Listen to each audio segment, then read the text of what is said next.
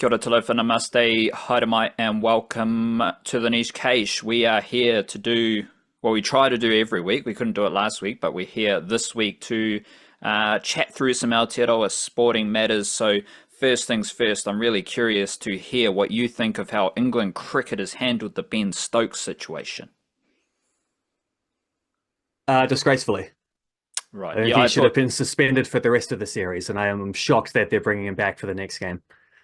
Well, this is the funny thing because I haven't looked at the stats recently, but I did do it at the time. Gus Atkinson has been far better against New Zealand than Ben Stokes with the ball. So I'm more scared about Gus Atkinson coming back than Ben Stokes. But in typical England styles, where they pretend like the World Test Championship doesn't exist and focus on some very strange things, no one's talking about Gus Atkinson, chief destroyer of New Zealand batting lineups.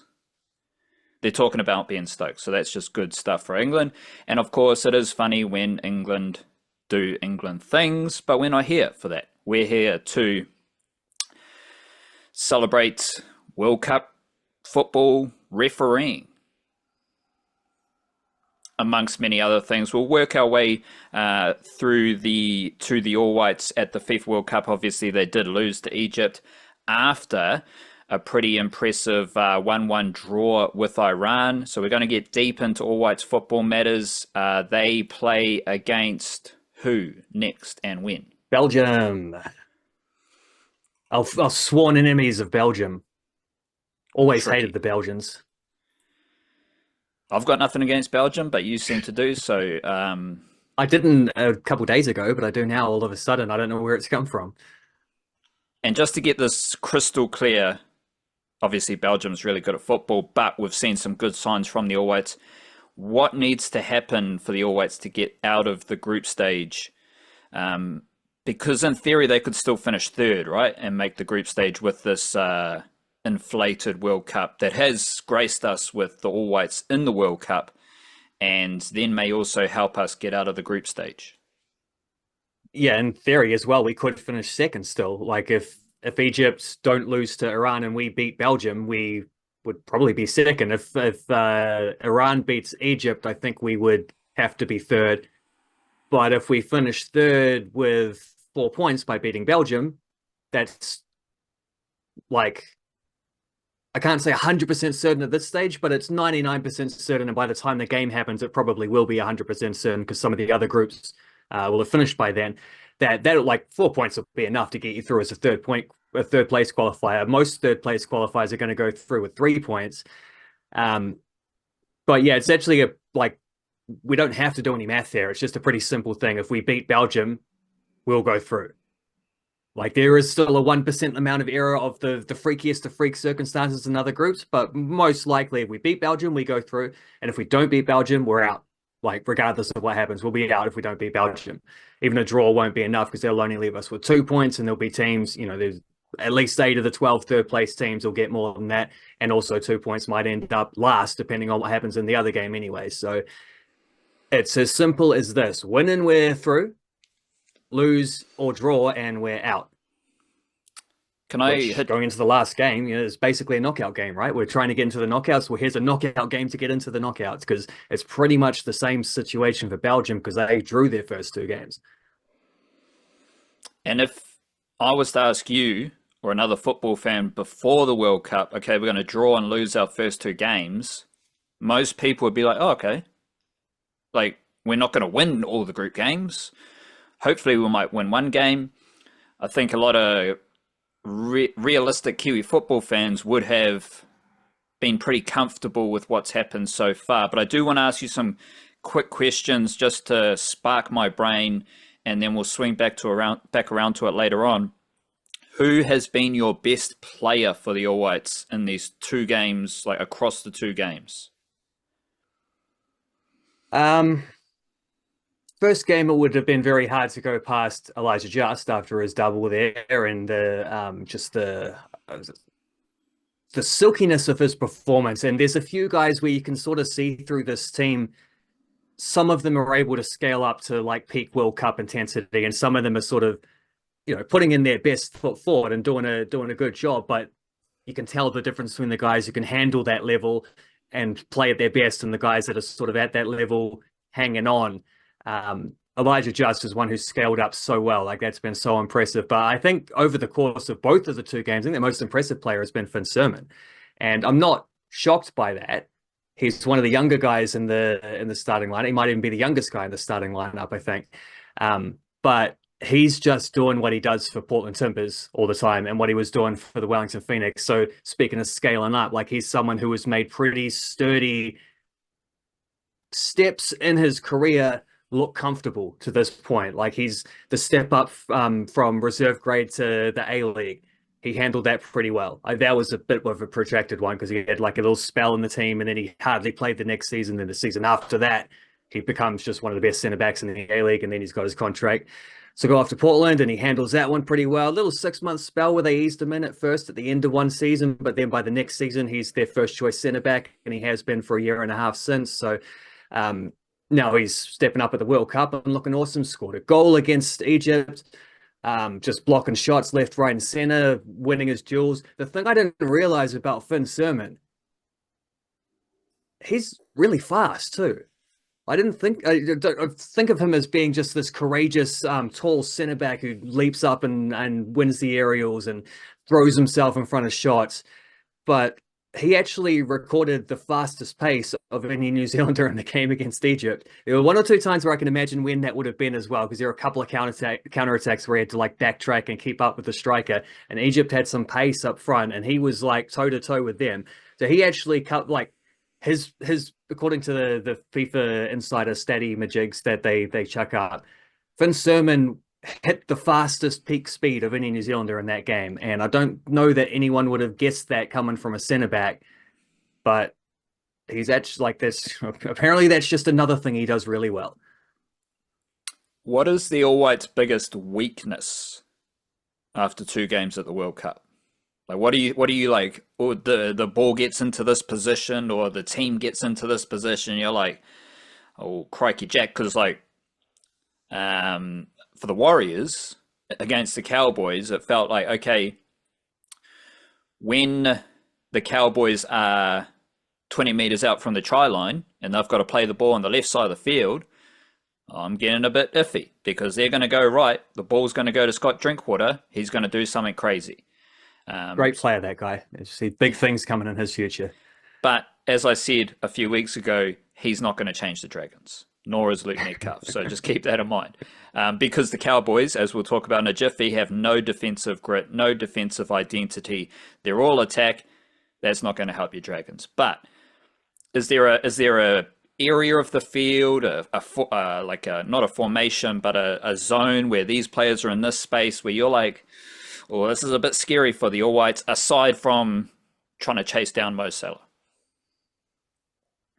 I thought they handled Mo Salah really well for a lot of that game. I was surprised to look at some of the stats afterwards, and he had 5 shots, he had 5 chances created for teammates, and so he did a little bit of everything without looking like he was dominating that game.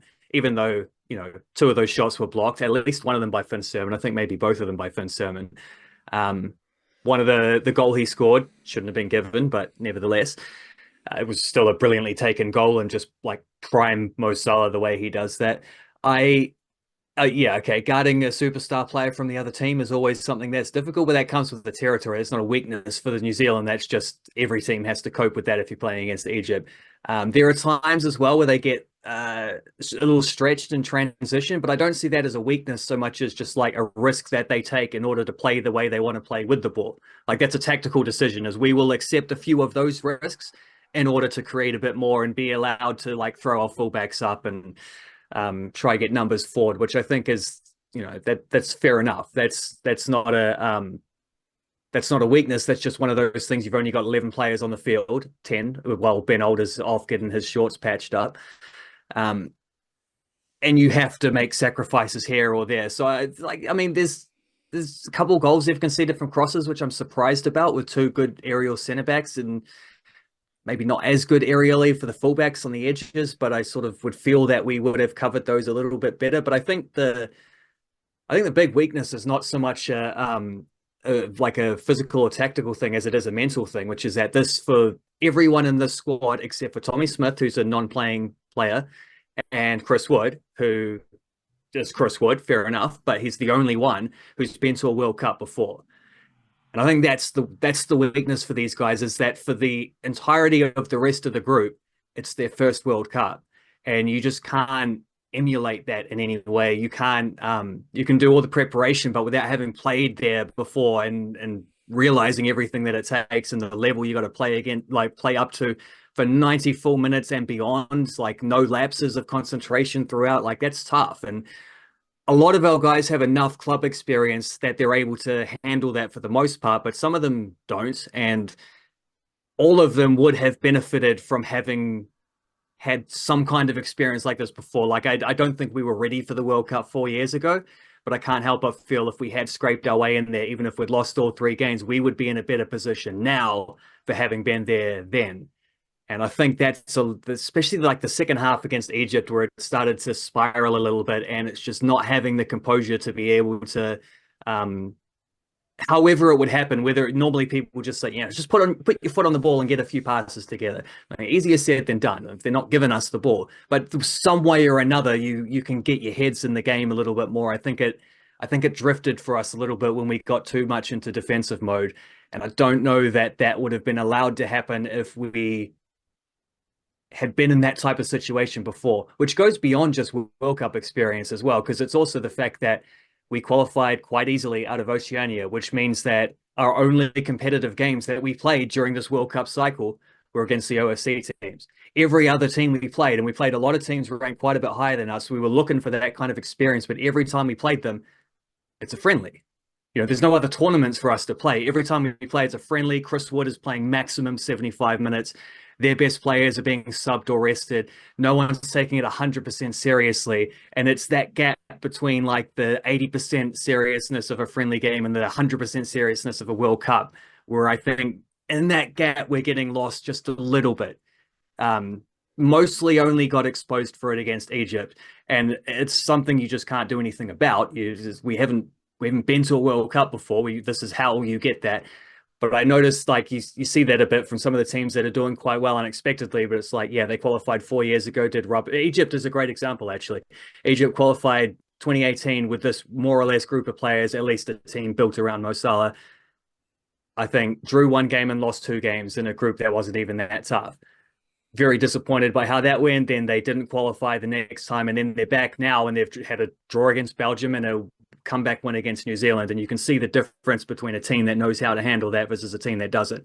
Having Mo Salah in your team as well also helps. But I think that is New Zealand's biggest weakness, and it's something we can't do anything about other than just like forging through it and accepting that the format doesn't change. We will be back again in 4 years, and we perhaps will be better suited then, which isn't to say anything about like that Belgium game coming up. That is a peak game. You do everything you can to win that, as I believe they have done for the previous 2 games. But this isn't like an end of the road situation. It's not going to be 16 years before we get back like it was last time.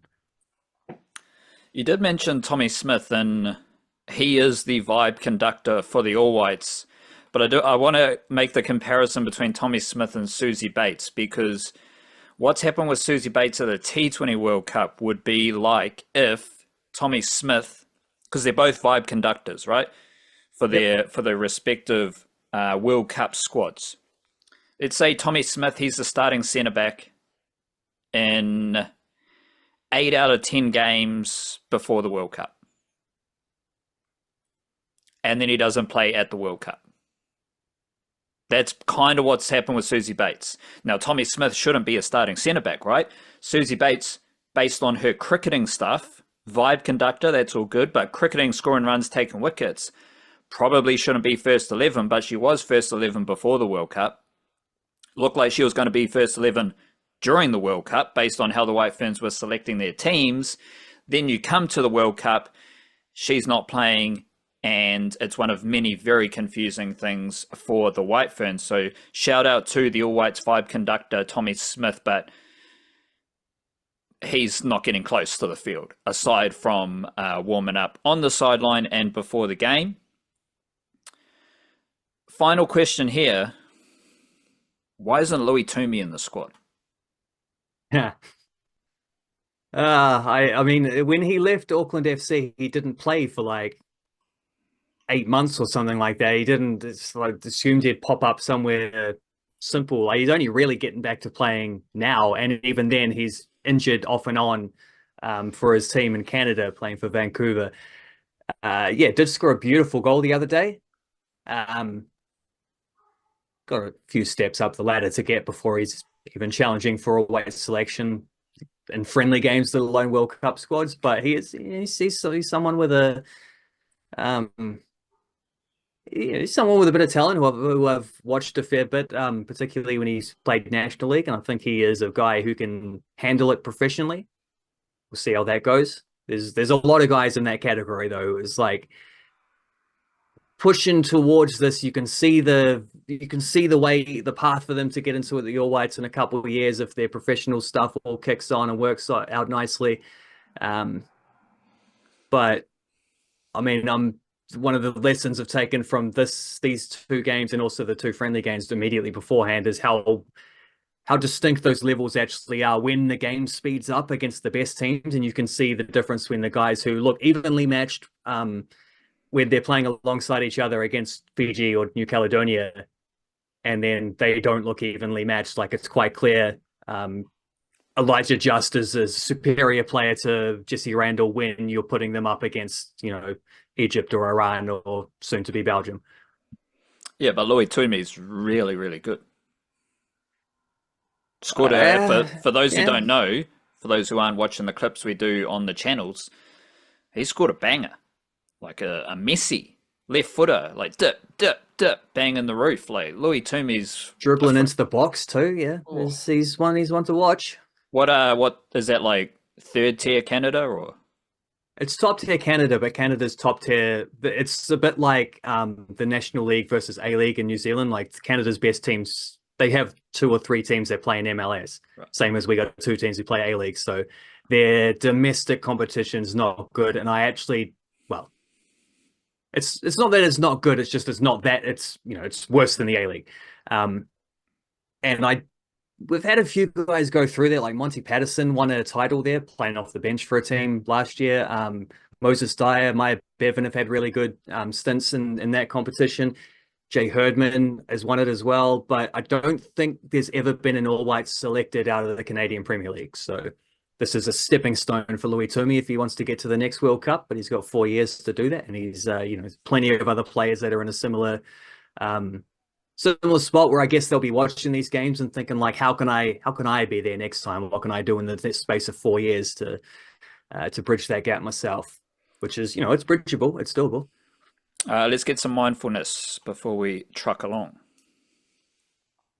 All right, I had this one prepared for last week, and then I got sick and we couldn't record, but it's still prepared and it's still in my head, burnt in there.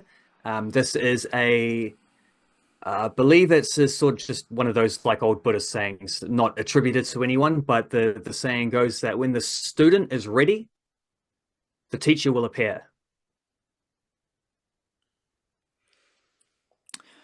Definitely heard that one before, and it does frame things differently compared to like that feeling, the energy inside you where you're trying to rush, I need to go out and find this person, I need to go make this happen. It's like, well, if you just keep doing your best, and if you keep raising your own mana, then those the teachers or the moments that become teachers or the people who come in and out of your life to spark some sort of thought process or healing or reinvention, they just appear magically.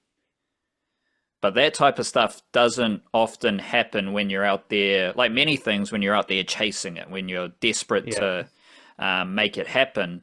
And that gets into the whole thing where, like, if you just focus on yourself, having a good day today, do your best today, and be present like a sports person, those things just happen for you.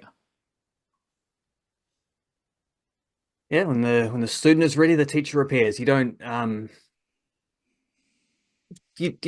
really, if you're not ready, you don't have any use for a teacher, do you? You might have the ambition, but if you're not in the space to, I guess, accept the wisdom that is going to be imparted, then what's the point? Like you're wasting your time, but you're wasting the teacher's time more specifically.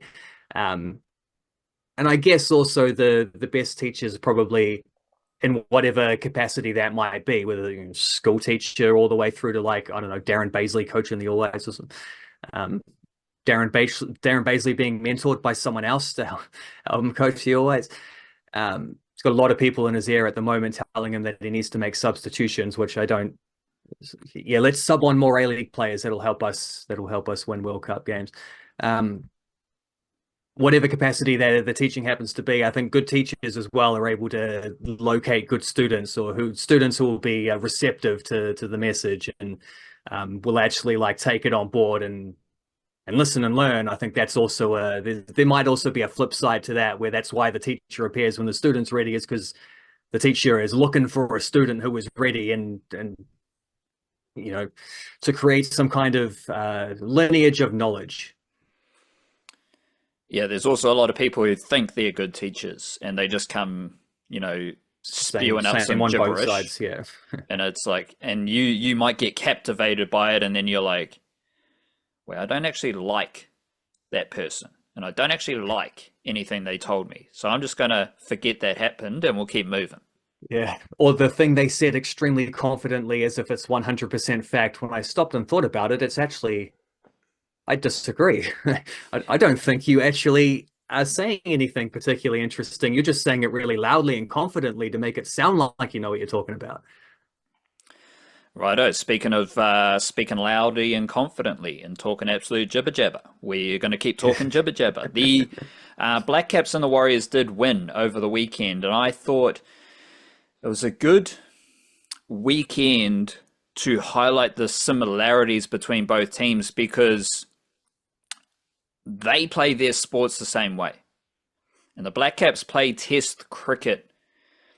Like, they won that test by just doing test cricket things better and for longer. And we've heard a lot of that type of yarn from the Blackcaps of how they want to play their test cricket. And I believe that is what is lost when they get caught up in that England style of cricket.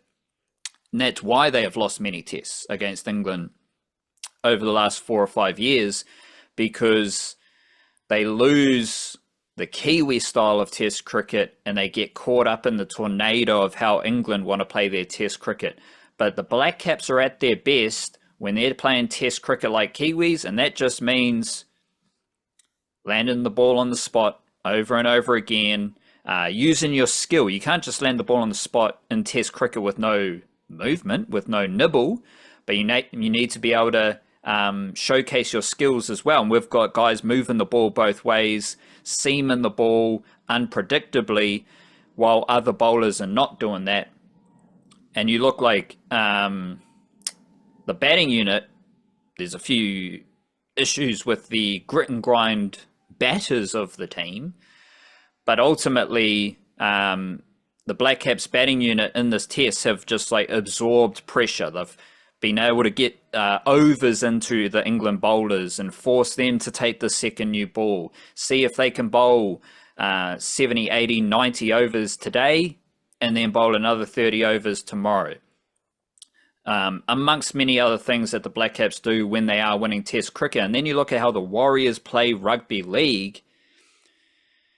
Like, as I was talking about that, like the getting overs into the opposition, that's the same thing as the Warriors getting sets out of the opposition, right? Like keeping the ball in play, set for set grind, and seeing how the opposition handles their defensive responsibilities, having had 6 back and forward sets. And that was... I would also argue that's something Egypt did to New Zealand in that game of the World Cup as well, which we might come back to later on. But describe it. Well, just in the way that, like, did you notice how Egypt, they did a lot of like tricky set piece routines, like the type of things where it's like straight off the training ground. Someone runs over this, someone's standing in the wall, someone flicks under the shot from a different angle and things like that, and none of it worked. Like none of their trick routines worked. But the other thing they did with set pieces is they just got the ball in play all the time, like lots of short corners, but especially lots of quick free kicks, just like center back taps it sideways and then they're up and running again. And quick throws like the non-foul on Finn Sermon, since that's such a sort of talking point. Not Finn Sermon, Ben Old, for ahead of the second goal. Like one of the reasons that worked for them is because they took that throw in quickly, and New Zealand was still complaining about the free kick, and they were able to get the ball behind our midfield. Like they really tried to keep the ball in play, and I did find a thing where it's like compared to the first game, the ball was in play for an extra 5 minutes of like real time, which is a fair bit when you're working that intense. And most of these players are stepping up to play at this kind of intensity for New Zealand, and you did see them tire in the second half. And when you tire, you make worse decisions. And I think that maybe helps explain why there's a lapse at the near post and they score that third goal with a little flick header from a corner kick, which we've been dominating set pieces most of that game. It's probably a reason why Egypt were trying to take like tricky set pieces, is to just they're afraid of just whipping it into the box where our centre backs were winning all those headers, especially in the first half, definitely. But they ground us down, and they also, I think, increased the intensity in the second half, which is part of that too. It's like they had an extra level to go to. They could go up the gears, and that took us from being like, head to head, toe to toe, to being like, now we're chasing them. And it's the inverse, because we're talking about the team on the other side of it, but it's like, so what the Blackcaps do very well, what the Warriors did against the Cowboys, it's kind of similar in my mind to what Egypt did against New Zealand, and just like you grind them down and then you score 3 goals in the last half hour or so and you win it that way. And before we get into the specifics of either thing, but I do feel like there's a similarity between Wade Egan and Tom Blundell. And that like if Tom Blundell standing up to the stumps, getting up to the ruck, yeah, that type of stuff as well. But if things are going well for the Blackcaps if Tom Blundell is by far the best keeper in that game, because that means the bowlers. I would argue in that game, even as well as Matt Henry bowled, I think the difference between the New Zealander and the English counterpart, the biggest gap was at the wicketkeeper position. Yeah, Tom Blundell was so much better than their little ginger debutant. He's dropping catches and leaving byes around every corner. He was so bad on Zebu, which doesn't judge a play. Like it's just a bad game. It's not a bad career, but he was such a bad Zebu that all the English media stopped talking about him and started talking about his brother as the next superstar. So that's But they've already moved on. So Tom Blundell, like if he's getting if people are celebrating Tom Blundell, that means the bowlers are doing their job because they're putting Tom Blundell in those positions. Yeah. But it's also like that what you're saying about him coming up to the stumps, like however you want to envision it, that is the hub of the cricket game, the cricket field. And the hub of a rugby league game is the ruck. So if you've got someone controlling the game as the wicketkeeper, which is pretty hard to do, but it stands out when you do experience it, because the communication, the voice, the skill, and how that skill and like just cricketing excellence is front and center for everyone to see, because it's the center point of the game. That's the same as Wade Egan with the Warriors. And Wade Egan's only running the ball if the Warriors are front foot. If they're winning the collisions, if they're making a few meters, which wasn't happening against the Panthers, which wasn't happening against the Cronulla Sharks, I expected them to be able to dominate the Cowboys physically, because that's who the Warriors are. That's not who the Cowboys are. The Sharks, they're a bit more inconsistent, but at the core of the Sharks' DNA is gritty, niggly, spicy rugby league. And the Panthers are the Panthers. The Cowboys are fragile without the ball. They don't have any defensive mongrel or just control of the ruck. And so when you're watching the Warriors, you know everything's working for the Warriors because Wade Egan is active out of dummy half. And when you're, again, the ruck is the center point of a rugby league game. So you can, if you watch closely, you can just see how the Warriors are breaking down the opposition in that situation, because we've talked about it before. Egan finds space, and if Egan's finding space around the ruck, it's like a vortex and everyone's being sucked into the middle of the field. That's how you get tries on the wing. So I do, like, when we are talking similarities between the Warriors and the Blackcaps, I think that's one of, like, aside from their style of play, Tom Blundell in the spotlight, Wade Egan, I think that might have been his first game over 100 meters this season. I think he's had another game with 2 line breaks this season. Like, things are ticking for the Warriors when Wade Egan is that busy and that active out of dummy half. But let's swing back to the Blackcaps and dive a little bit deeper. We've got a situation where Matt Henry's awesome, right? Like, Matt Henry is going crazy. We know he's one of the best seamers in the world. And it's always interesting to see other people try to kind of catch on to these type of things that we cover very closely. What I think is not covered that closely is that the rest of the seam attack is also legendary. And the way I was thinking about it is like, okay, so Matt Henry basically, to whatever juncture you want to put on it, like but this is the other thing about the Kane Williamson retirement. Like, why are all these dudes retiring so awkwardly? Like, Trent Bolt didn't even retire. He just drifted off into T20 job abyss. Southey hung around like he was desperate to stay in the, like, Kiwi cricketing spotlight, and then everyone was just sick of him. As captain. And Williamson just retires mid-series. Like, these are 3 legendary cricketers who all have chosen to depart the Blackcaps in the most awkward way possible, very differently, but they're all extremely awkward. So Matt Henry, he wasn't, everyone knows, like, Matt Henry, kind of mediocre, now he's a legend. Like, he's averaging like 15 or something over the last couple of years. That happened because he was behind Trent Bolt and Tim Southey. And you can look at his averages when he takes the new ball and how different that is to when he's bowling 3 or 4. But what's if Matt Henry's just better than Tim Southey and Trent Bolt? Because I don't think that's, like, unrealistic at this point.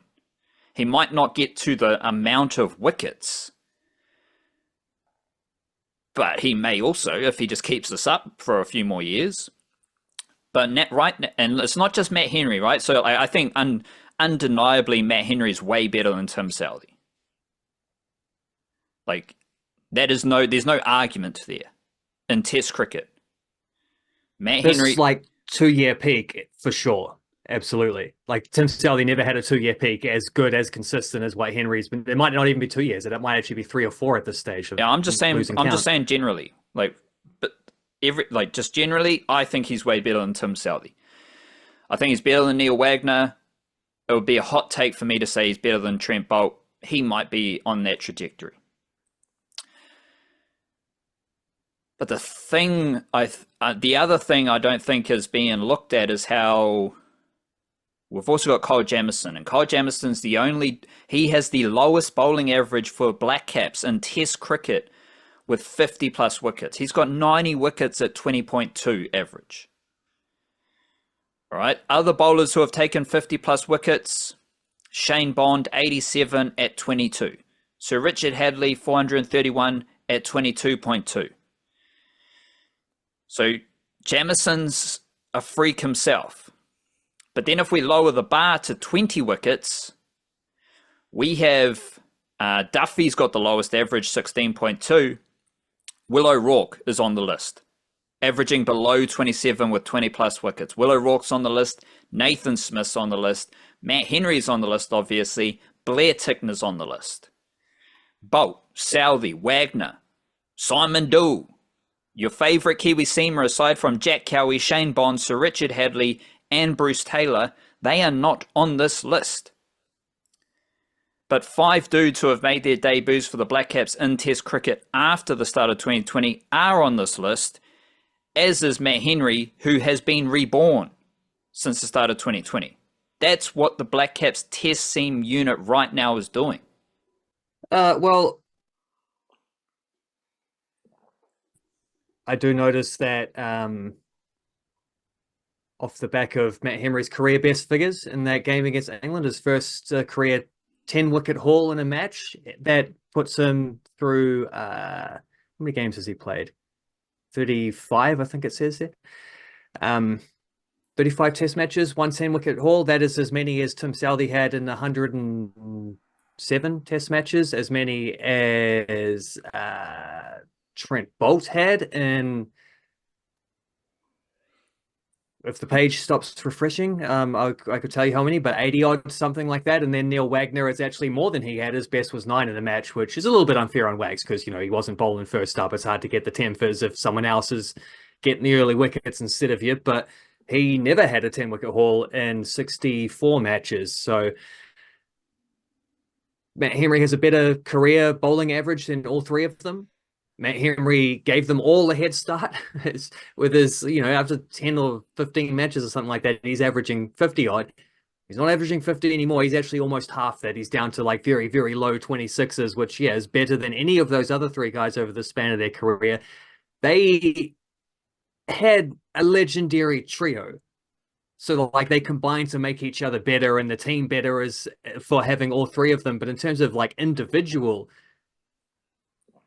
Matt Henry, who also has very good bowlers around him, is you know, he's done something pretty special here, and he continues to expand this over. Like it's not just a 1-season thing. It's not a 2-season thing. It's not a 3-4 year. Like he's been doing this for at least 5 years now. He's just the moment he got to have the new ball in Test cricket, he became one of the best bowlers in Test cricket.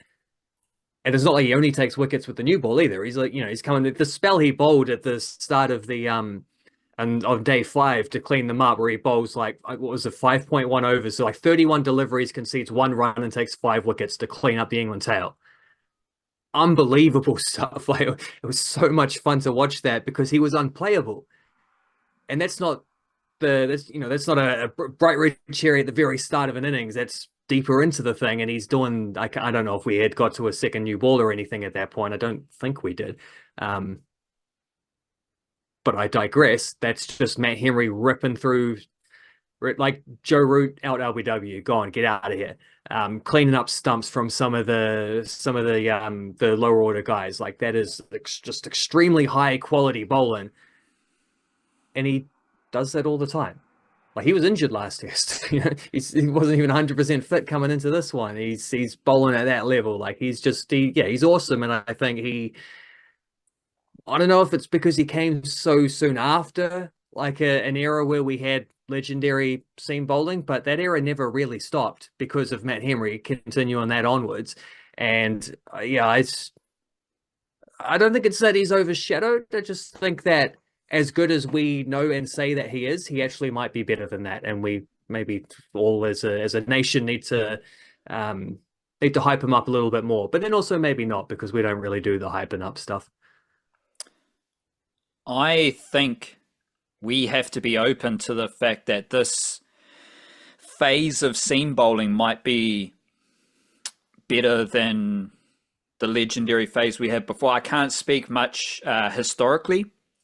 Like obviously nothing is going to compare to Sir Richard Hadlee, but in my lifetime, like it's funny looking back on my lifetime. I've said this a few times as well. Like the best cricketers from 2005, even kind of your 2012s, 2013s, they're not as good as the cricketers we have now, straight up and down.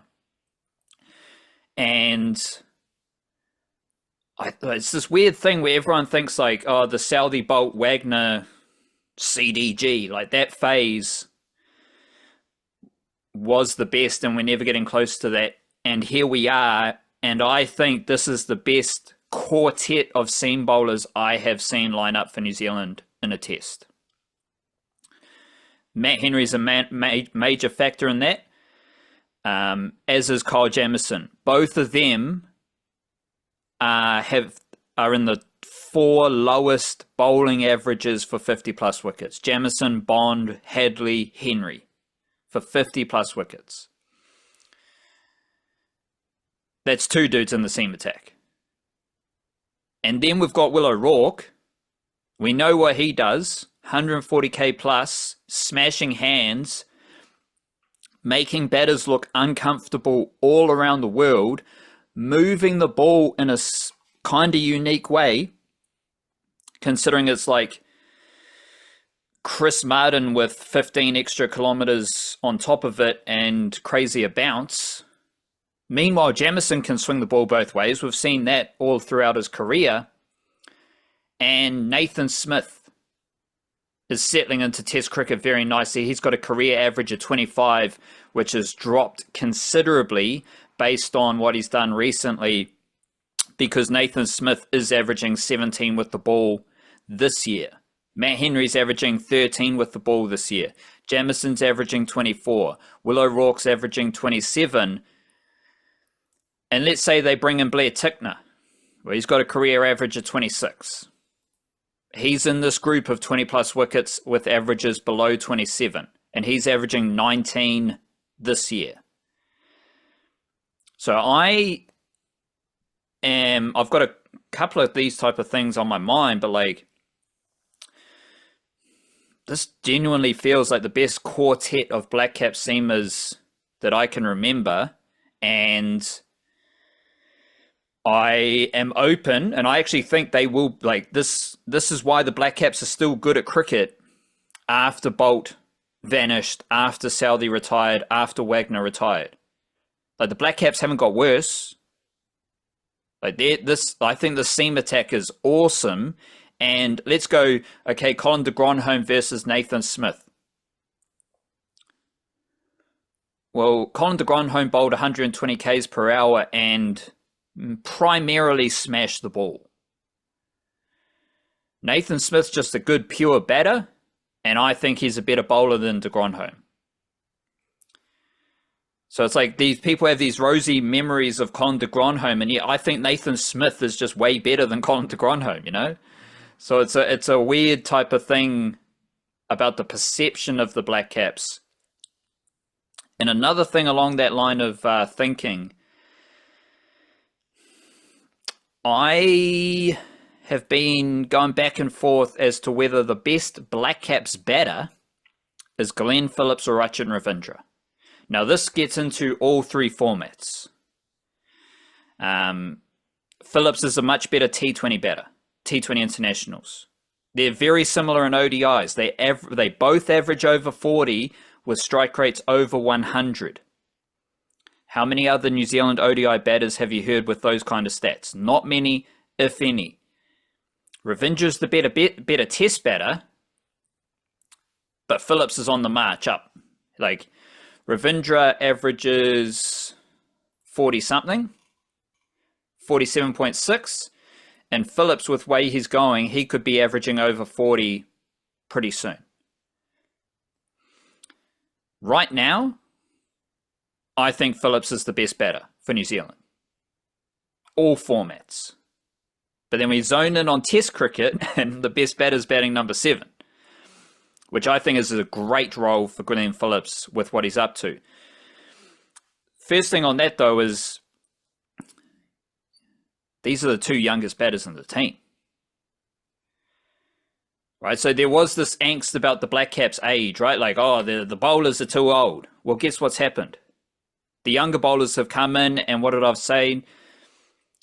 They're all on the list. Like, the only dude not in, like, Zach Folks and your Ben Sears, Matt Fisher, right? They're not in this list, but Smith, O'Rourke are on this list.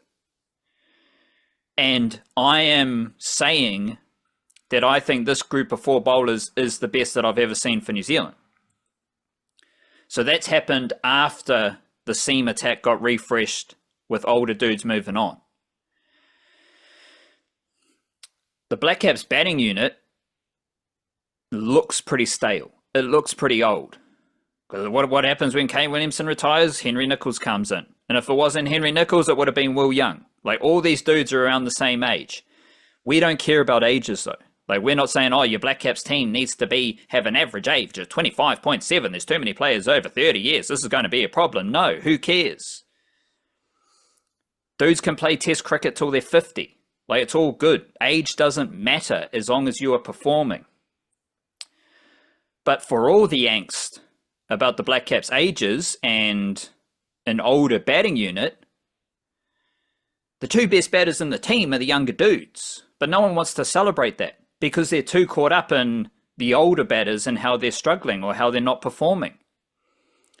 Well, if you actually look at what's happened for the Blackcaps, their batting unit, their batting lineup has been refreshed by one of the best young batters in the world, Rachin Ravindra, and Glenn Phillips, who, oh my gosh, he's nearly 30 years old. He's not going to be below the 30-year-old, mate. Oh, he's 29 years old.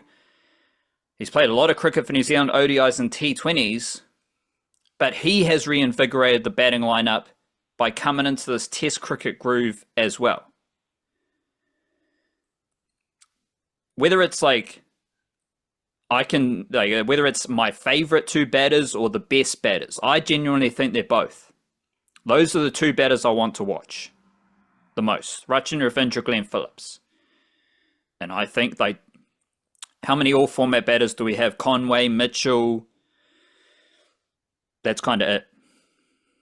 In terms of getting selected consistently, yeah, I think that's it. Ravindra and Phillips are the best all-format batters for New Zealand. Because they're better than Conway and Mitchell right now. Shout out to Mitchell. Finally had a score. Big up to him. I think that's a fantastic place for the Blackcaps to be in when your two best batters are your younger players. Again, Phillips isn't a young cricketer, but in terms of the stages of their test careers, Phillips and Ravindra are the newest players in that lineup. And to me, they are the best players. And we saw Phillips get his century batting number 7. This opens up a different line of thinking where, because I've heard Phillips described as a specialist number 7. And I haven't heard Glenn Phillips talked about as a spin bowling option very much in England. Now that is backed up by how the Blackcaps are dishing out their spin overs, because Rachin Ravindra is getting the spin overs.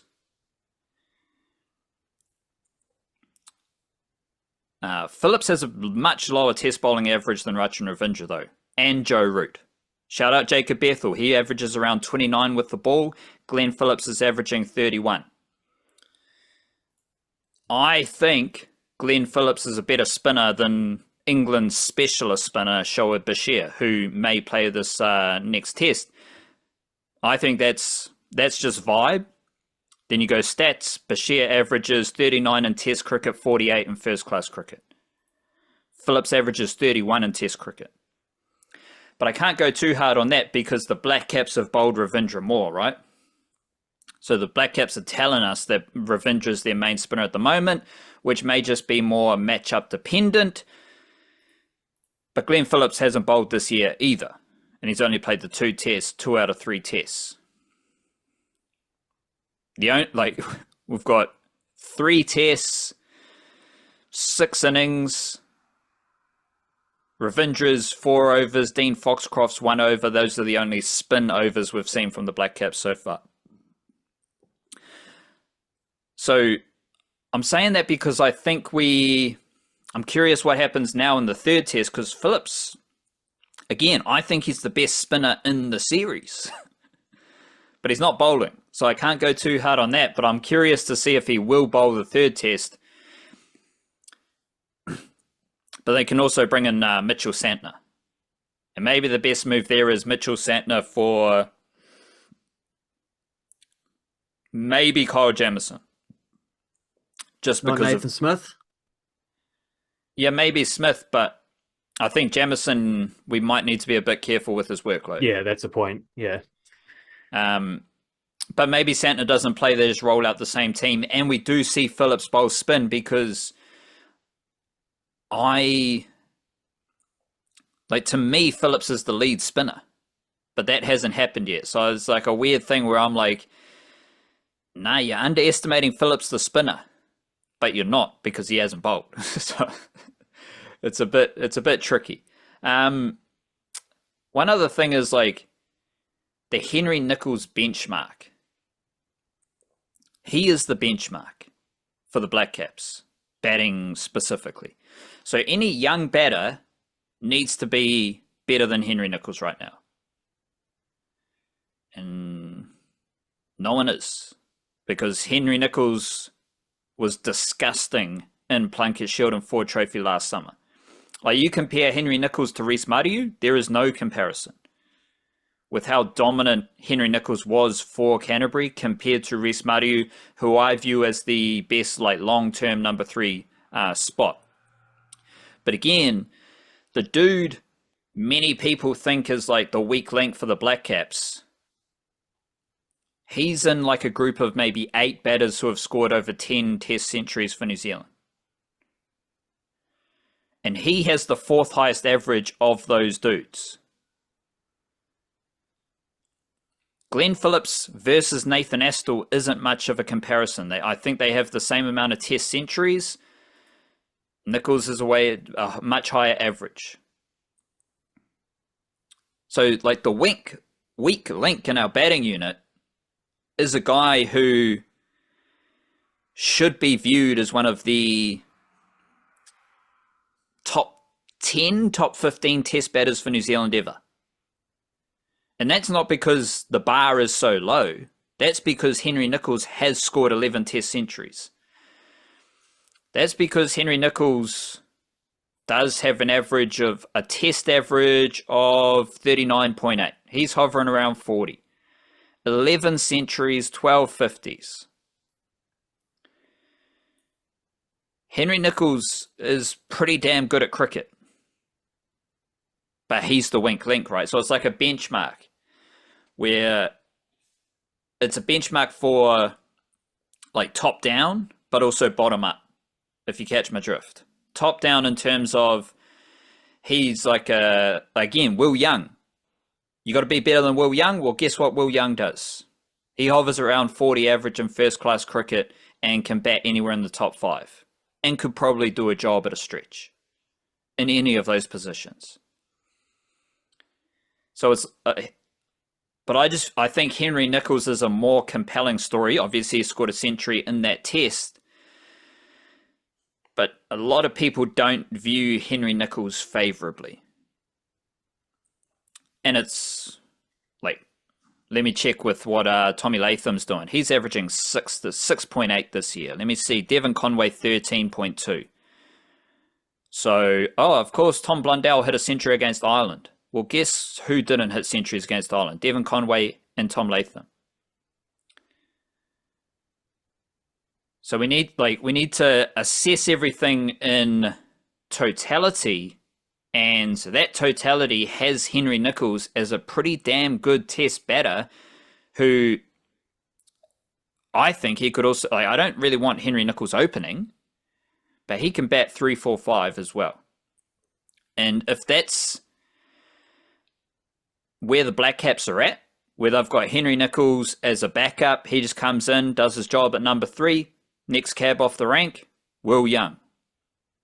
I think that's a pretty good spot to be for the batting unit, and I would suspect if Henry Nicholls is unavailable, if Will Young's unavailable, the next dude they'll select would be Nick Kelly.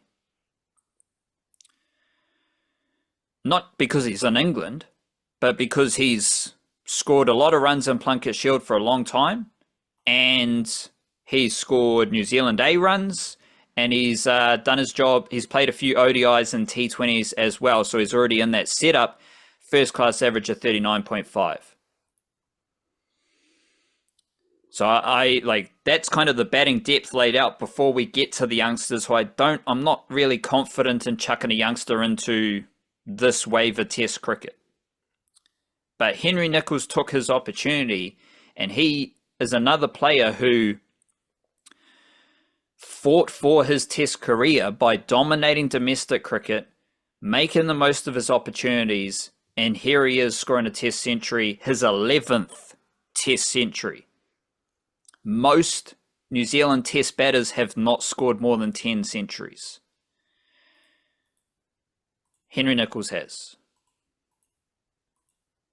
And he scored them in different positions too, because after scoring 100 in this game at number 3, he's now turned up in 3, 4, 5, and 6 at Test cricket, which I did work this out. I did to see if anyone else had scored in hundreds in 4 different positions, and actually Scott Styris and Tom Blundell have. Tom Blundell, of course, got one as an opener, and he's got a few in the middle to lower order, so it's not that sort of like 3, 4, 5, 6 chunk that Henry Nicholls has done, but to have 2 of those guys in the same team is pretty handy. Like guys that just at the very least shows their versatility across a few different spots. Maybe we need to get back to Tom Blundell opening. I don't know. You get a right-hander up the top and see how he goes. He's done it before. He did it at the MCG and he scored 100. There was another, because you're talking about the Smith versus CDG thing, which I think is maybe the easiest way in to get people on board with the what if these guys are actually better than the generation before them. I think that spot in the bowling lineup is probably the easiest one to convince people of. CDG does have a Test 100 and Smith hasn't yet gone past 50. But also, I like what I'm seeing from Smith with the bat. Like that's coming at some point. He hit my favorite shot in this Test match, which was just a like little shimmy down the wicket off, I think it was Bethel, smoked him for 6 over like wide long on, with a little leg kick in there for flourish. Like it was glorious stuff. And I think he smashed the next ball with a sweep shot for 4 as well directly afterwards. So he's looking quite sharp. And if it's tricky when you bat down the order because the situation dictates the kind of score you're allowed to get. Like Glenn Phillips, that was his first Test 100. But it'd have probably got one before if he was batting higher up, or if he had more partnerships. But he's often found himself in situations where it's like you're betting to, you're betting to put up a score with the lower order, and you got to just speed things up. And your wicket is not the priority here. The declaration point is the priority, or the end of the innings is the priority. So he's had to be a very selfless player in those positions, which he's done superbly. And like, if we're being honest to him, partly at the expense of some of his stats. Like that's what I'm saying. He would probably have got 100 before now. He's got a lot of 50s that he hasn't had time to convert, and a lot of 40 odds as well that he hasn't been able to turn into big 50s. Like the run tally would be higher, the average might be a little bit higher, and that's a benefit of having a guy like Glenn Phillips in your team, is he'll do that. Also, spectacular fielder. And I think that's the area where, like, because Colin de Gronholm took, what was it, like 6 for in his first innings, in his first day of Test cricket, and then never hit that peak again. Like, that was his best bowling for his innings, was that. And he sort of, his average steadily moved up and up to where I think it finished in like the 36, 37, something around that range. Like, not a particularly potent bowler for the majority of his 33 career. 33. Okay, so it might have been 36 if you take out his first Test match or something. I don't know. But that's all right. But it's not like, that's not a strike bowler there.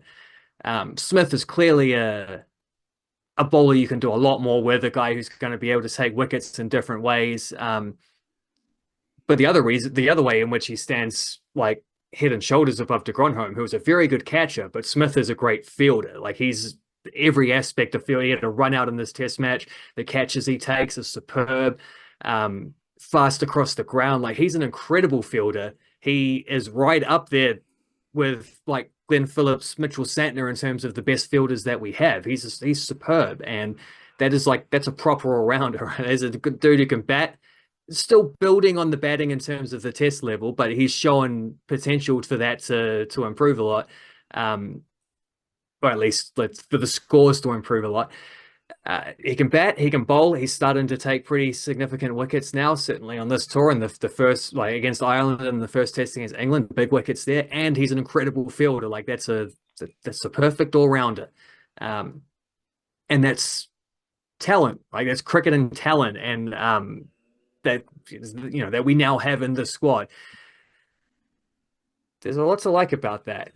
And yeah, I'm hoping, because it's not just him. Like, Carl Jamison's been fairly consistent at hanging around with the bat during this series as well. Like, we're getting some we're getting some runs from these lower order guys. Obviously, Phillips scoring 100, batting at 7 counts as part of that. Like Bundle's been getting some runs on this series as well at 6. Like that middle and lower order is doing some nice things, which again is Kiwi cricket stuff. Those are fundamentals of the Blackcaps when they do well, is that they don't cut corners and their lower order guys can hang around and get scores. Will O'Rourke, the zero not out king, like he's you don't dismiss him. Doesn't score a lot of runs, but he doesn't get out very much. You can bat with that.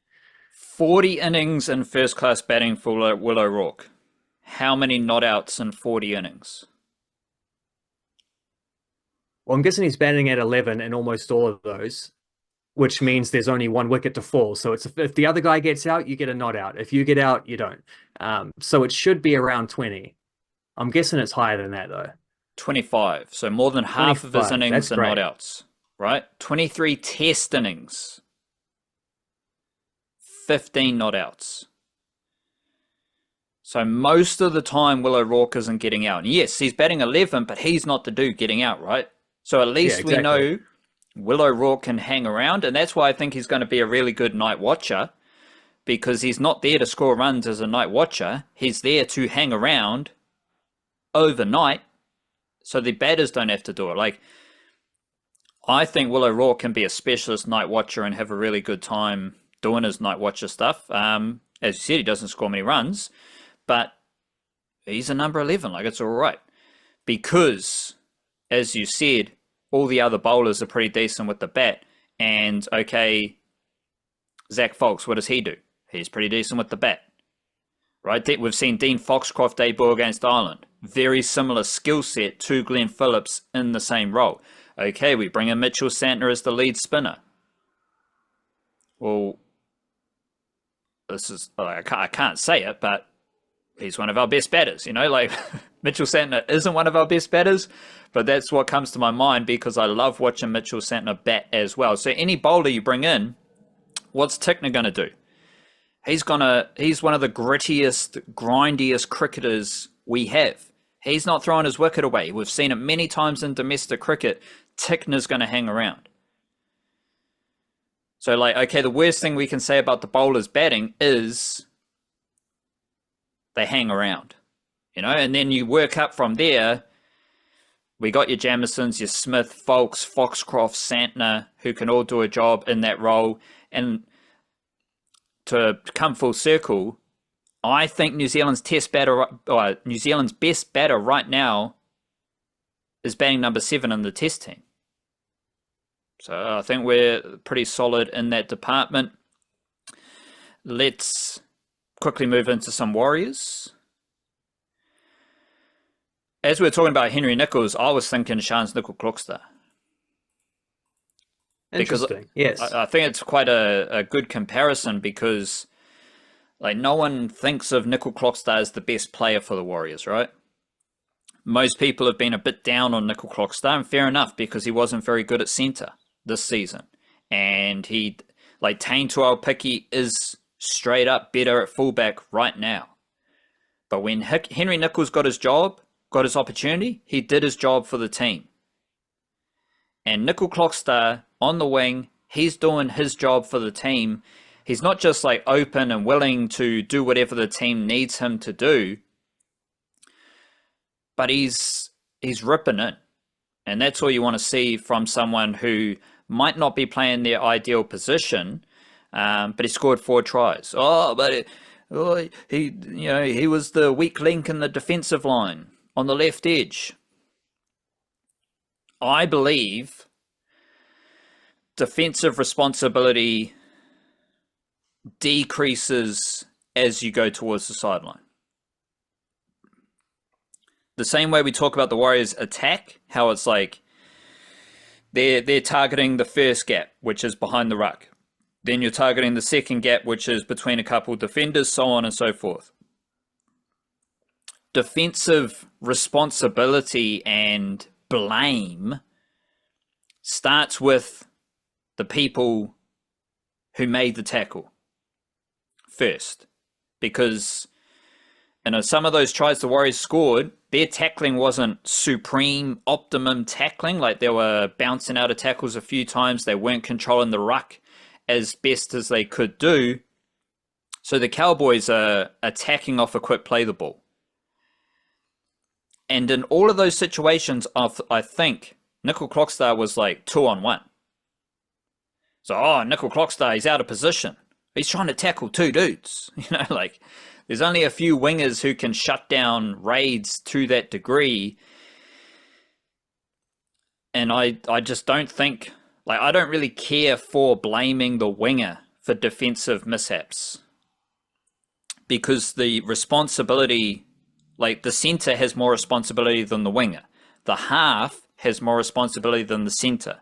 The edge forward has more responsibility than the half. The middle forwards have more responsibility than the edge forward. They've all got a job to do. But as far as blaming people, the last person I'm blaming is the winger. Because he's the dude trying to mop shit up. He's reacting to the decisions that have been made inside him. And most of the Warriors' winger defense is a chain reaction.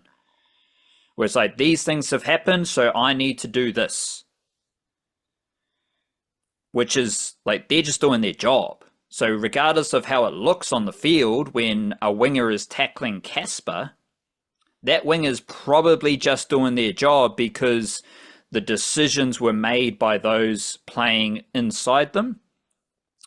And that's another thing about that I've really enjoyed, especially these last 3 games. They had 2 losses, then they had a win.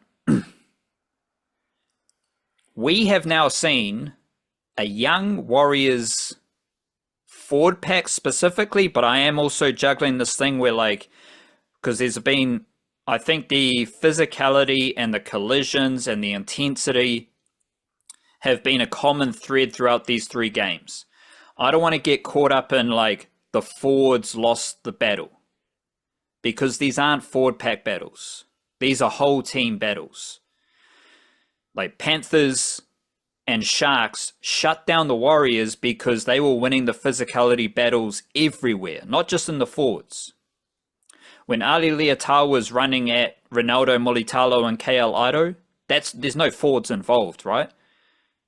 Those are outside backs, and like the Sharks defense, they were rushing up on the edges. There's only a few forwards involved in that defensive pattern. So I don't want to get caught up in, like, the Warriors lost the forward pack battle. The Warriors lost the physicality battle across the field. They won that physicality battle against the Cowboys as expected. And that's most evident in their meters per run. So against the Panthers, it was 7.9. Against the Sharks, it was 7.9. Against the Cowboys, 8.9. That sparks up the Wade Egan stuff and all the attacking movements. But we have seen a concentration of young forwards doing their jobs for the Warriors. And, like, they're doing such a good job at doing their jobs that people aren't really tapping into the fact that the Warriors middle forward for a period against the Cowboys, we had Makai Tafua at hooker, Tanistawa Smith, Eddie Iramia Toiava, and Dimitri Vaimonga as the 3 middle forwards with Makai Tafua. Those dudes are all 22 years or younger. And they won their jobs against their Cowboys opposition.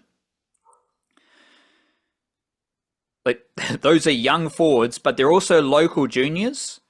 So we have, and this, it's kind of been leading up to this moment against the Cowboys, because you did have Fisher Harris against the Panthers, and Barnett came back for the Cowboys game, but we have seen young forwards execute the Warriors style, execute the Warriors identity very, very well.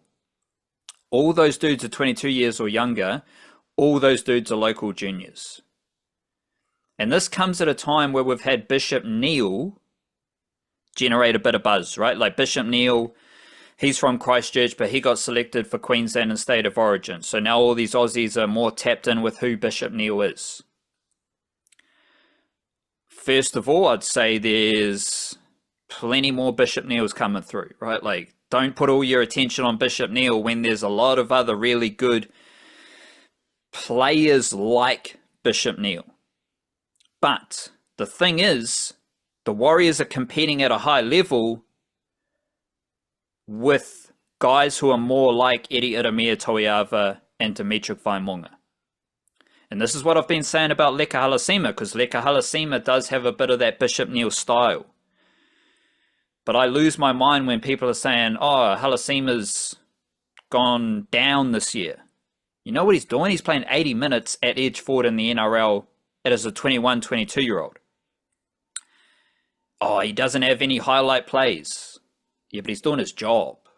And he's doing his job for a good team.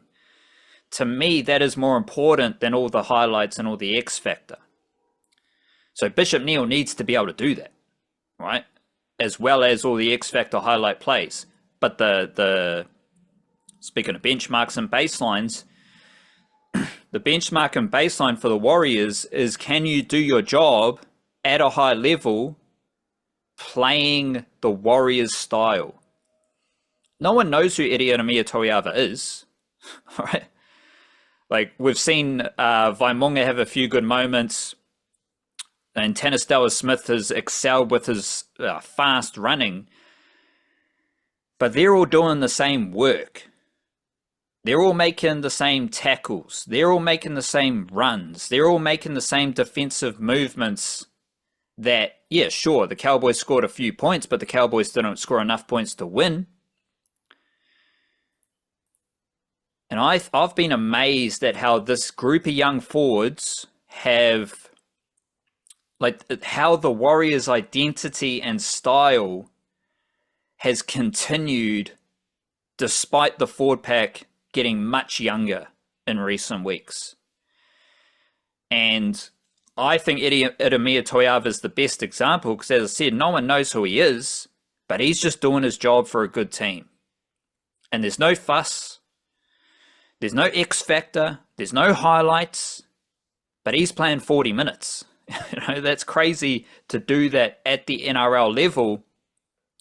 And a lot of people, especially the Aussies, I think they believe all Warriors juniors are going to be like Halasima. They're all going to be like Bishop Neal. That's why I emphasize the local junior point, because the Warriors development system is working so well that the local juniors are capable of just doing their job at an NRL level. Because everyone expects Warriors local juniors all X factor, right? All show ponies who don't have the grit and grind mentality, because that's how you used to beat the Warriors. Well, good luck. Most teams in the NRL, they can't do the set for set grind with the Warriors. The Cowboys could not do it against Eri Iramia Toiava, Dimitri Vaimonga, Tanner Smith, Makaya Tafua. Of course, Wade Egan was there. Mitchell Barnett was there. Aaron Clark was there. Torn Peck Ford was there for 20 minutes. How did the Warriors deal without Jackson Ford? Eri Iramia Toiava did his job. Tanner Smith did his job. Those are the type of players that the Warriors are developing. And I can't think of any phase in the Warriors' history where they have had such a number of guys who are just capable of doing their job at an NRL level. We've all seen the X Factor before. But we haven't seen the highly capable workers that the Warriors now have in their local junior crew, because all those dudes, you got Tafua from Christchurch, Stella Smith from Christchurch, Eri Iramia Toiava, Vaimonga, they're from Auckland, South Auckland, De La Salle College. Those are the winning players that you need to have in the NRL. What I'm describing here with the Warriors is like if the Wellington Phoenix were winning games with Matt Sheridan, Isaac Hughes, Lucas Kelly-Heald, and Albie Kelly-Heald, or the other goalie, what's his name? Eamon McCarron. Eamon McCarron in their defensive unit, right? Like if they were losing A-League games with that happening, which is usually what happens, but if they were winning, maybe you chuck in Finrod Conchi into the midfield, and then you got a young attacking player. Luke Brooksmith. Yes, like if all those dudes were Unless in you your want to go real team, funky, yeah, Nathan Walker and Gabe Sloan Rodriguez. yeah, that's gone That a might be a little step bit, too far, but yeah. But like the Phoenix weren't winning with those players in like core little zones. The Blackcaps, what's if their seam attack was Zach Fox, Nathan Smith, Matt Fisher, and Will O'Rourke? Well, I mean, that's a pretty good bowling unit. We just haven't seen it all together in Test cricket, and our expectations would drop. The Warriors, like, they did lose those 2 games, but you could see how the youngsters were executing that style and identity. And then we got it in a winning game against the Cowboys. So I've been very impressed with that, amongst many other things that I will break down even further on YouTube probably tomorrow. yeah, I was trying to think in the interest of fairness between our two A-League teams, what an Auckland FC version of that would be. Which reminded me of how when Steve Corica was, they announced Steve Corica was departing and he's since already got a job in Japan. The same club that Ange Postecoglou used to coach at, and he did so well that they just keep hiring Australians. It's like I think the 4th or 5th full-time Australian coach at Yokohama Mariners. Yeah, that's what they're called, Mariners, I think.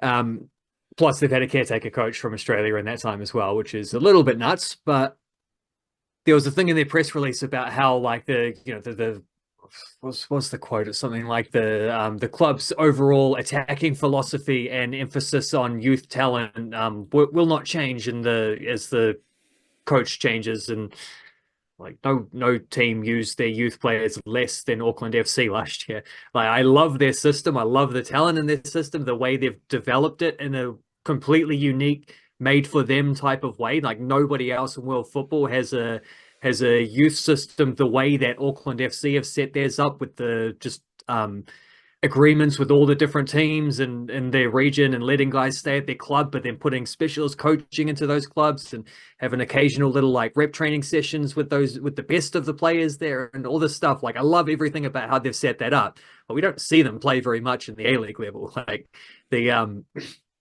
Van Fitz Harris, Jonty Bidwa, Luka Visilic, Finn McKinley's gone now, but maybe James Mitchell, I think, played a little bit last season. Like that, we've not come close to getting a spine like that from Auckland FC. But I guess maybe that would be something similar to what you're getting at. But the attacking football is the other thing, that because I've seen that repeatedly throughout press conferences since before they even had a team. It's like, we're going to play attacking football. This is our identity, as attacking football.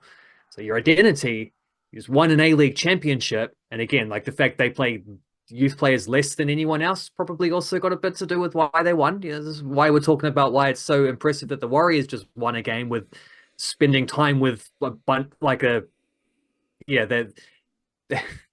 middle pack with just like homegrown under 23 kind of talent. Like that's got to be extremely rare across the NRL, because it's tough to win with youngsters. Auckland FC didn't play a lot of the youngsters. They do have some very good ones, and those guys did get some minutes, and they're certainly building towards where that'll be more of a factor in the future.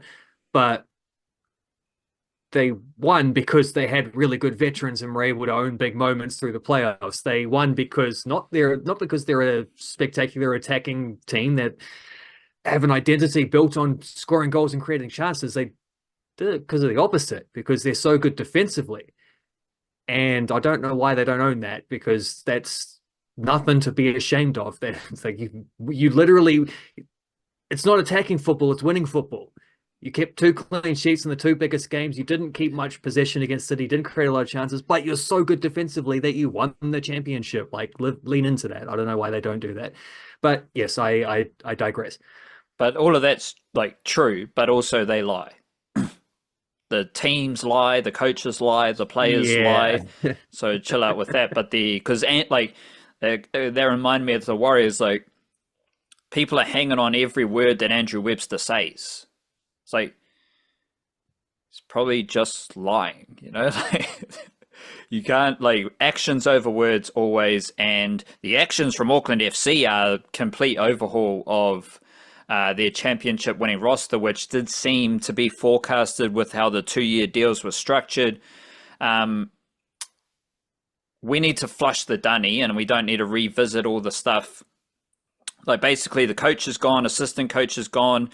Your favorite goalkeeping extraordinaire is so good at goalkeeping that he's going to like the 5th division in England. So shout out to the best goalkeeping coach in the world, who saved Michael Vowd's career. Well, he maybe did. I think Michael Vowd saved his own career because he had a bit to do with it as well, sure. I've heard way too much about this Gould fellow who did his job for Auckland FC, but, you know, whatever. I mean, you're talking about him, the greatest goalkeeping coach in the world and stuff like that.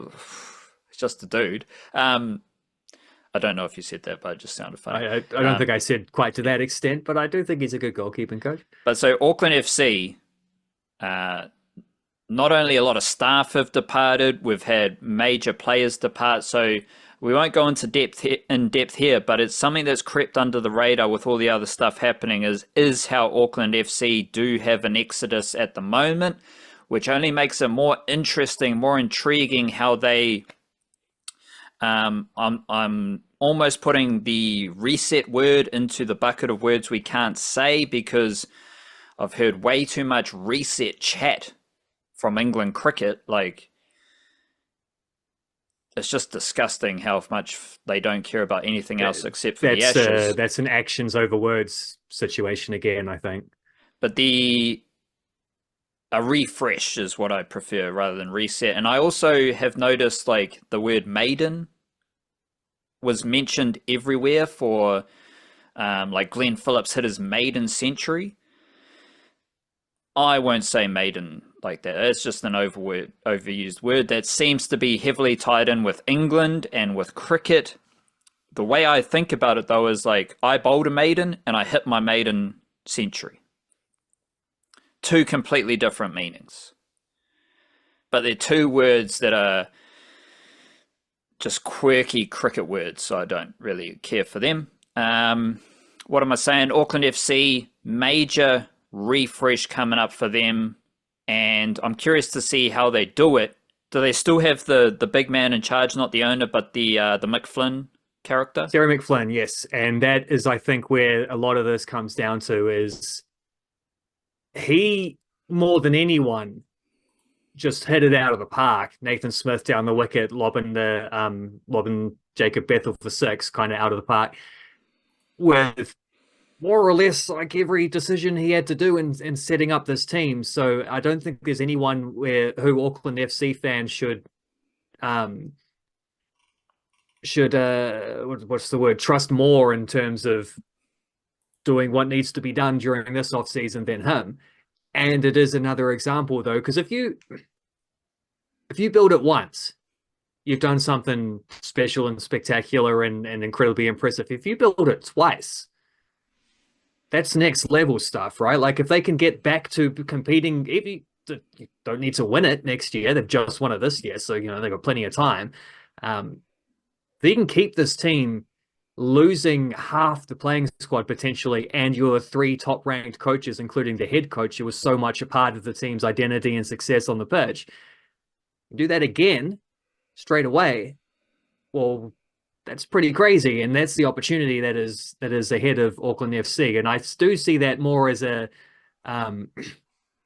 think it's a very exciting place for them to be in, because they've won the championship with their previous team. It was a 2-year project and they won. They did it. Now you go do it again. And some players will be the same. A lot of players won't be the same, which gives a new coach an opportunity to mold the team in their vision, rather than just inheriting Corica's team and having to play the way that Corica wanted to play. Like, a coach has some license there if you get to do a fair bit of recruitment as well. I find, and also because we've got the track record of, well, they did it once already, put a team from scratch and won the minor premiership at the first attempt. Well, there's not much reason to doubt them from that. We'll see if they're able to have the same success, but I find it pretty exciting, just the concept of being able to sit back and see them do that again. and show like, yeah, it's not a sort of fluke. They got good people and good roles, and they know what they're doing.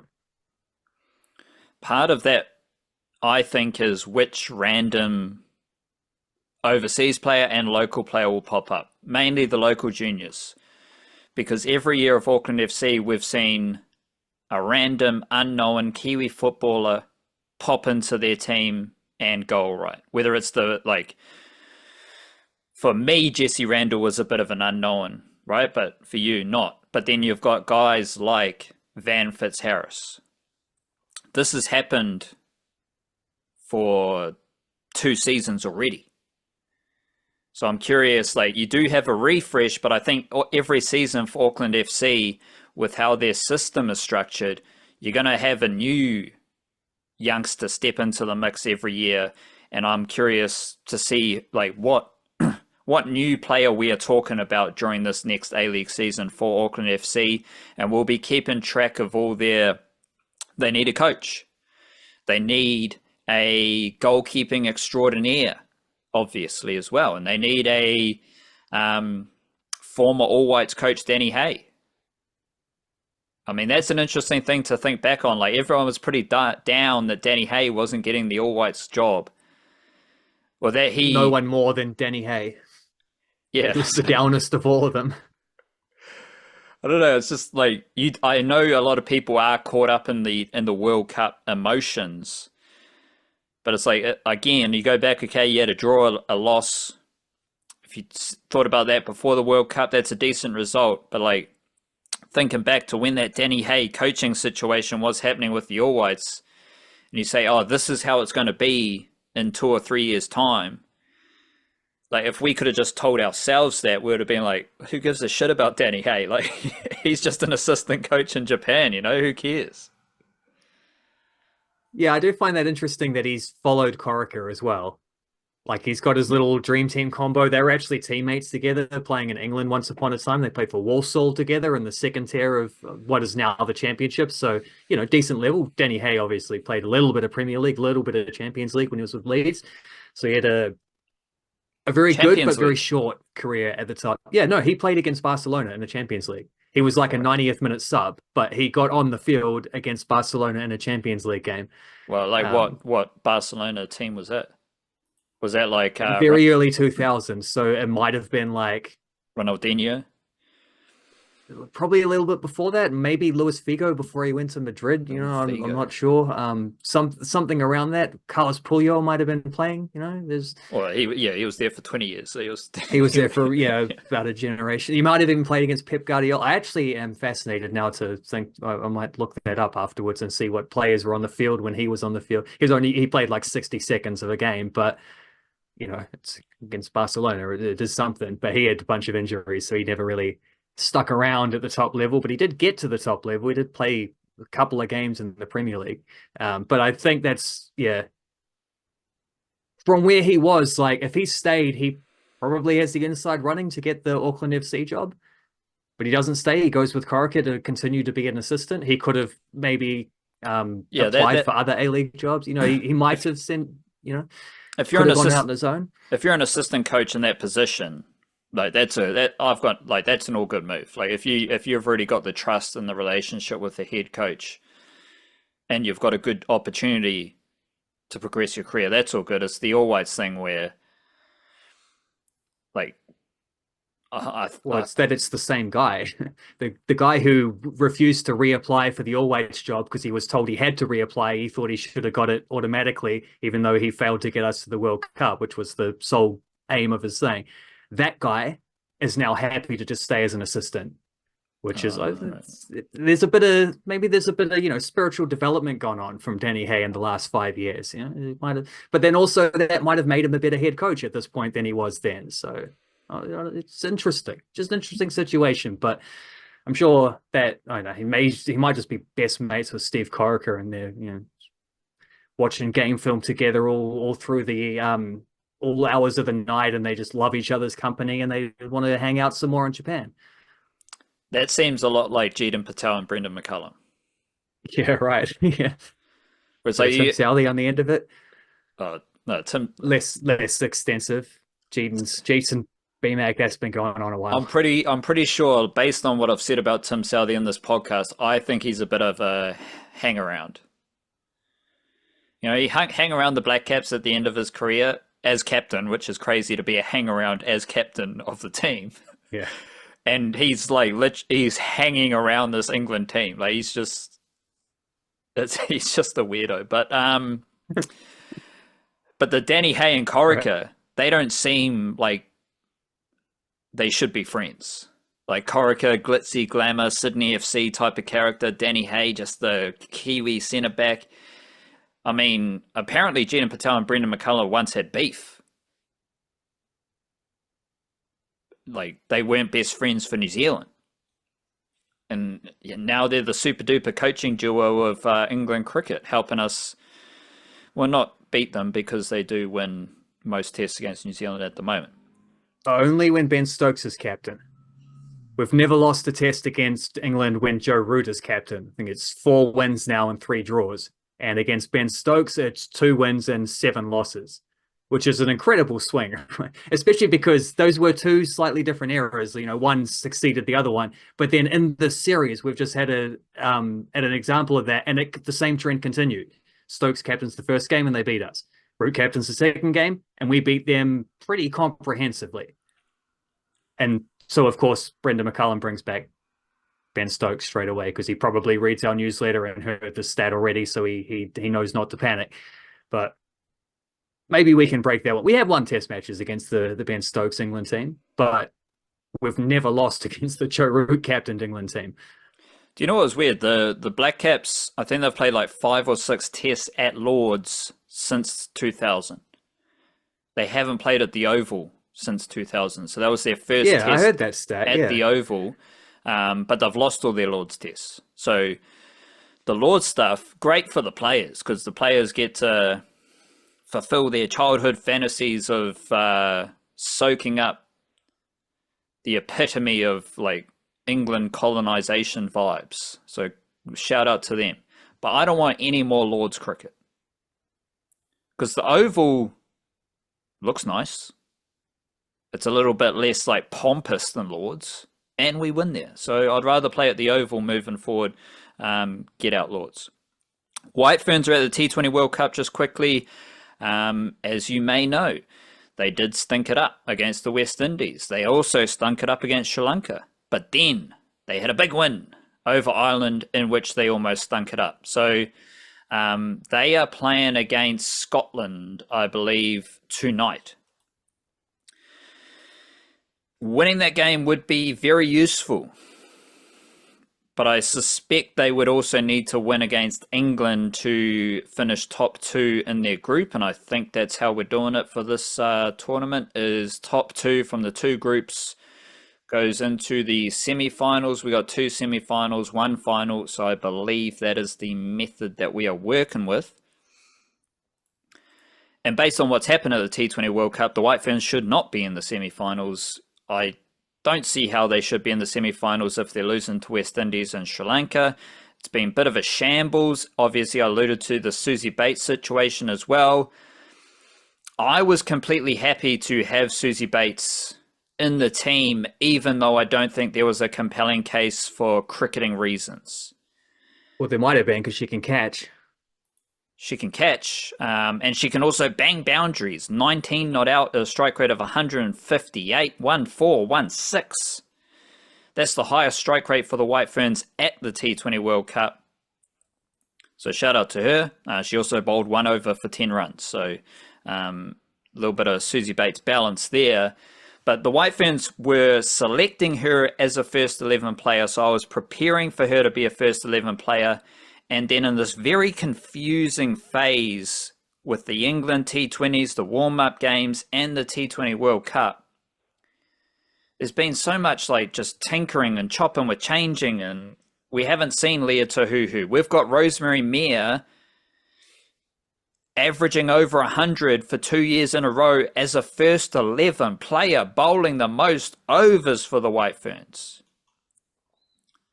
Shout out to Brooke Halliday, leading run scorer, with a strike rate of 105.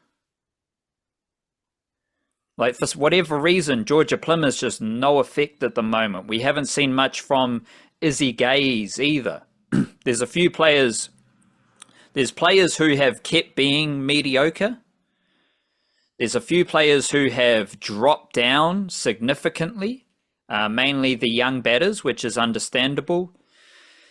And they've just got other patches which like the fielding, like the confusing selections, that just seem to be haunting this White Ferns group. And the worst thing about the White Ferns is actually how it's been reflected in the 2 losses versus the West Indies. First at the ODI World Cup in New Zealand, I think that was at Bay Oval. Then we had the West Indies loss to start this World Cup. Whenever the White Ferns are losing in this style, it's the worst sporting vibe you've ever seen. There's no enthusiasm. There's no energy coming from the coaches. Like, they're not instilling you with like vitality. Like, we're still in this. They were in those games against West Indies and Sri Lanka. But you look at the support staff. You look at the bench. You look at the body language of everyone. It's so gloomy and grim. Like, cheer up. You can still win the game. And they just like capitulate even further, which does make you wonder about the magic of, you know, your mindset and the energy you put out into the world. Because the White Ferns, as soon as things don't go their way and they lose a little bit of confidence, then comes the gloom, and then more bad stuff keeps happening. So all of which may not matter if they beat England. First, they need to beat Scotland, which they should do. And I'm open to some sort of crazy result against England, because there is nothing more annoying in the world of cricket than England cricket. So it'd be very nice if they did defeat England in that game and shake things up a wee bit. But this is and the other major thing here is that the White Ferns don't make World Cup semi-finals. I think they've made the World Cup semi-finals, both formats, once in their last 8 tournaments, I think. 8 or 9 tournaments. And that was the one the T20 World Cup they won in 2024. So when I say the Blackcaps are a top 4 team, that's based on the fact they're always in the ODI World Cup semi-finals at least. They're always in the T20 World Cup semi-finals, or usually, at least. And usually they're top 4 in the World Test Championship. That's a recipe for being a top 4 cricket nation in the world. And I think the Blackcaps are in that zone right now, because they're top 4 in the World Test Championship. They made the T20 World Cup final, didn't they? Recently? Just gone? Yes. In India? We should remember that. That was in India, yes. Yeah. Too many World Cups happening. They've definitely, like, they're always in the semi-finals and finals of the ODI World Cup. So, like, to me, it's undeniable, undisputed. The Blackcaps are a top 4 cricket team in the world. And they're still a top 4 cricket team even after your favorite player retired or just vanished. So that's where the Blackcaps are at. The White Ferns do not make semi-finals. So the White Ferns are not a top 4 cricket team in the world right now, even though they are the last T20 World Cup champions. I think the most evidence stacks up for the White Ferns being like ranked 5th or 6th, depending on like how good Shamari Atapatu is, or Hayley Matthews is, or something like that. But this is what's on the line for the White Ferns in these next 2 games. They are a team who do not make World Cup semi-finals. They've done it once, basically over the last 10 years, in all the World Cups involved there. But they did have a big peak, winning the T20 World Cup. And now they're fighting for their existence as a team who should be viewed as a top 4 team, but is clearly not. To get that, they need to beat England, and that probably won't happen. So we'll see how that goes. Quickly to finish with the New Zealand NBL basketball. We've got a loss for the Southland Sharks, which was their first loss in a while. We've got Tuatara keep winning. Love watching Tommy Vodanovic, Rob Lowe, those type of players for the Tuatara. Canterbury Rams, 2 wins in a row. What else has caught your eye with the NBL? Well, I was looking at the table for the newsletter yesterday to try and get a bit of sense about it, because we're probably like 2/3 of the way through the season at this stage. So it's getting towards the time, not quite, but getting towards closer and closer to crunch time, where you run out of second chances, and if you're going to go on a run, you might want to start doing that now. Unless you're the Southland Sharks, who've just been on a run and had it snapped. Very unlikely, I thought, by the Taranaki Airs. In no way did I expect that to be the game where the winning streak ended, but they were really good in that game, and Southland had an off day, and that's how it goes. Really balanced game from Taranaki in there. I watched quite a bit of it. Once I saw they were losing, I watched pretty much the second half of that to see whether the comeback would come or not. And Taranaki had I think 6 players all scored between 14 points and 22 points, something like that, which is an incredibly very balanced scoring approach. And if you can do that, you'll win most games, because you've got guys across the floor scoring points, making buckets. So I don't know, maybe that can be the start of a run for them. I'm not sure, but it's a funky table, because you got the 4 teams that we've probably spoken the most about during the season because they've been the best teams, and it's been the case. Once the first sort of month of shuffling was done and teams got their strongest rosters set, it became clear that Auckland and Southland and Wellington and Canterbury are the teams that are pulling away, and they're the 4 teams with winning records. The other 7 teams all have losing records, some significantly losing records, some Otago's only 1 game out or something, although they're trending in the wrong direction because they started well and have fallen off.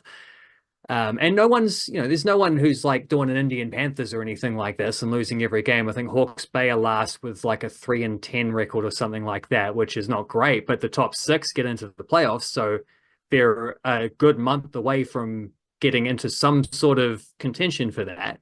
No one's out of it at this stage, which sets up just a pretty fascinating last few, I think it's about 5 or 6 weeks left in the season until you hit some playoffs, because it's the top 2 go straight to the semifinals, and then it's 3 versus 6, 4 versus 5 to see who plays them in the semifinals, and it's all just one-off elimination stuff. So it's not like best of 7 NBA series or anything like that.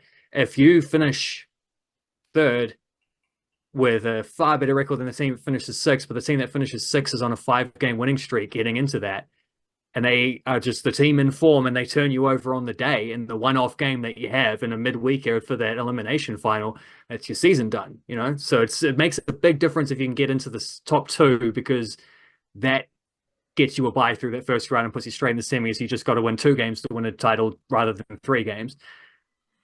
And there's 4 teams realistically competing for those spots. That's fascinating. Then you got the entire rest of the league all challenging to be the other 2 teams that get into the top 6. And whoever does, there's room for anyone to do that. And there's room for anyone to do that on the back of just a good run of form. And if you do that, suddenly you're a team that one of those teams, and with the have been nursing winning records the whole way through, might not want to play. So I'm waiting to see if anyone does that, because I'm looking at the table and being I don't know who's capable of it. I've felt along the way that the Tauranga team was better than what they've shown. And if everyone's fit and available, they're capable of it. But capable is one thing, doing it is another thing. And I guess it's not so much I can't sit here and point, this is the team that's making that run where it hasn't happened yet. So it's just it's an open slate, and let's see who does. Let's see if any of these teams are able to put in a challenge to those top 4, because it's one thing to have the regular season records, but it's another thing to go and win those back-to-back, potentially back-to-back-to-back games in the finals to actually lift the trophy. A couple of Kiwi stat leaders, Ruben Tarangi. There's a few of these random guys I don't know much about. Elijah Pepper, Carter Witt, who I imagine are overseas players. Imports, yeah. But Ruben Tarangi, 22 points per game, leading point scorer for the Kiwis. Isaiah Liafa and Taylor Britt leading the assists.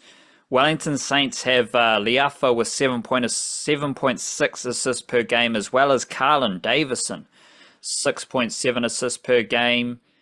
Rebounds, Sam Timmins still bossing there. I don't see Hiram Harris in any stat leading category, so he might not have played enough games. There's often those things have like a minimum appearances or something, but he might just not have played enough because he mid-season addition. But yeah. Walter Brown and Sam Timmins are leading the blocks. 3-pointers, Dylan Wilkie, he's an Aussie, right? No, he's one of the Kiwi dip fellas at the Tortara. So the two leading 3-point percentage players are Dylan Wilkie and Xander Masters, who I imagine are two young Kiwis. Wilkie's a little bit older. He's getting towards the sort of like he's been around several years. You make your threes, you can get a spot on the bench, and he's one of the best 3-point shooters who, that's kind of the thing that he offers to that team, but it's good enough to keep him around. Xander Masters has been in and around some of those, flashy, super successful and talented age grade teams that we've had coming up. He must be 20 years old. Like now he's one of the younger guys getting big minutes, and yeah, has been great. He's hitting his threes. He's a speedy guard. He pretty sure he was at the under 19 World Cup, whichever one it was, where we made the semi-finals, but we also made the semis and the 17s before that. There is an under 17 World Cup, I think, coming up later this year as well, which might be one to keep an eye on, which I assume means under 19s next year. I think that's how it works. I'm not a handy on that, but yeah, Xander Masters is one of the, I guess you'd say, breakout players. Like he has played a couple seasons, but this is the year where he's just like, he's not just putting up, look at this promising, interesting young guy getting some minutes here kind of numbers. He's putting up, stack me up against anyone else, like any of the other local players in the league, put me up next to him and I'll see how that rates. He's putting up that kind of production this year. So yeah, breakthrough season from him. He's been great. Well, if we got two young Kiwis leading the 3-point percentage, both are shooting over 50 or 50% or higher.